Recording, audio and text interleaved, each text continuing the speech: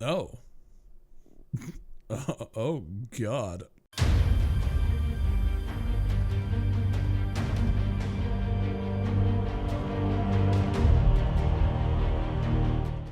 When a game comes out into early access and you see what it is and what they want to accomplish, and you kind of get the feeling that a company or a developer is on the right track,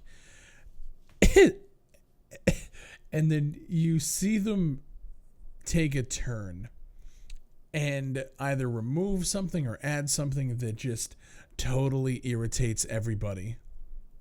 That's what happened with Days of War, to the point where the game is now being reviewed and rated at a very negative rating on Steam. It started out as mixed, which I think a lot of people were on the fence when it came to the price being, it was like $25, $27.99 Canadian. And then they weren't sure, obviously it's early access, where they were going to take it. I felt like I had a grasp on what they wanted to accomplish and how long it was going to take to accomplish it. And I gotta say, the development of this game has been something interesting to watch. And I haven't been really into the Days of War community. I've been kind of watching, kind of checking in every now and again. Back in February, they actually got hit and taken off of Steam because one of their maps basically copied Donner, which was a Day of Defeat map. And Valve still obviously owns the intellectual property to Day of Defeat, so they took the game off Steam and then forced them to remove the map. And I remember in my original video, I said that the biggest thing they needed were maps. You needed more content, because you only had 4 maps at launch, and then a couple of weeks later, boom, taken off Steam, and now they only have 3. And it appears, based on the updates, that they have dropped 2 more maps. But looking at the player base, you would think that the game would have a little bit of support, considering it was only 5 months since it came out, 5 or 6 months, I guess. But there's nobody playing. And it got me thinking, like, well, what changed? You know, has the development just been slow? Have they just made shitty decisions in map design? The biggest problem that this game now faces is the fact that the developers are shifting their focus or their vision on what they want the game to be. They have pulled ADS out of the game completely. And they want to go more of, the Counter-Strike route, where there's only a couple of weapons that you can aim down sight. And while I can respect them for it, they did it without having the backup plan in place. So with Counter-Strike, when you can't aim down sight, you have to get used to the way the weapons fire with the spray patterns and the recoil. So Days of War didn't introduce spray patterns. All they did was take out ADS and increase the recoil.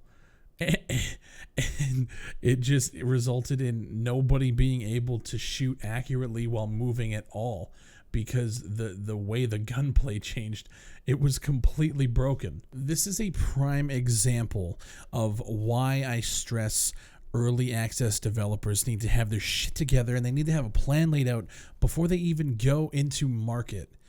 Because when you switch something halfway through, you have the people who originally backed you and originally supported saying, well, this isn't what I originally saw, this isn't what I originally bought into. And while it is your right as a developer to change things, the point of early access was always, and they always promoted it as a way to build the game with your community. So when you disregard your community's outcries for ADS, this is now the hole that you dig yourself into. And it appears that Driven Arts just doesn't have any idea on how to back up decisions that they make. They pull ADS without having a proper gunplay system in place.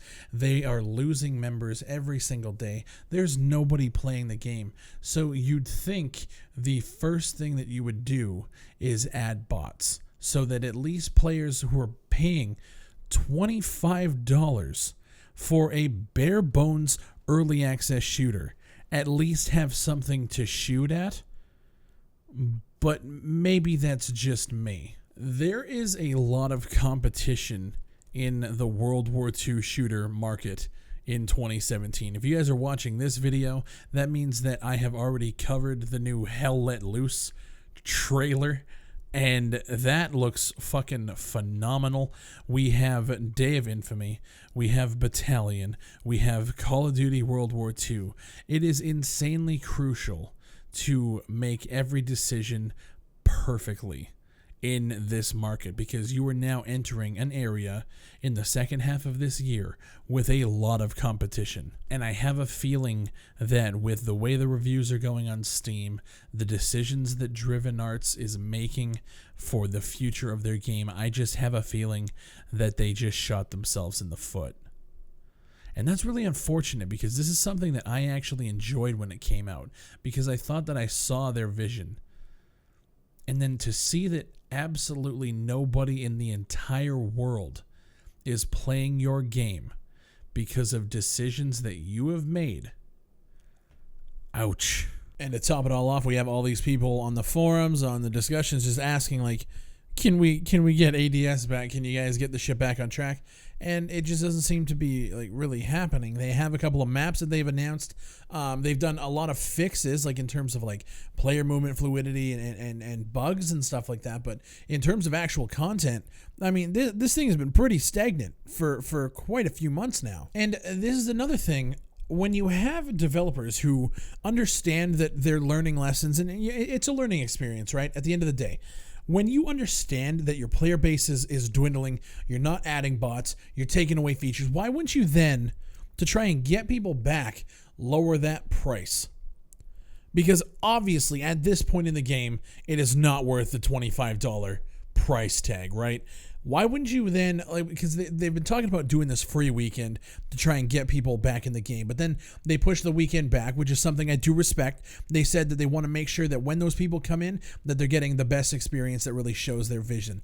Awesome. Respect that. Why is the game $25 still? Like, why? There is absolutely no fucking reason why this needs to be that much money after 5 months of development, and you guys are now stripping features and changing your vision. Start from scratch. Roll it back. Bring people into the fray that didn't get a chance to try it the first time because that price tag scared them off, and get those new people to now build your new vision. And hopefully, if your vision is still within the realms of what you guys initially advertised, you're going to have players from that old group come back and support. You have to do something. You can't just ignore and move on and think that selling this game at this price is worth it.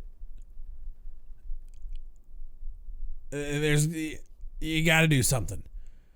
My name is Big Fry. As always, this is an early access discussion. I want to know what you guys think in the comments below. We have a lot of World War II shooters dropping, and we are going to be talking about a lot of them. A lot of people are saying that the market is being saturated.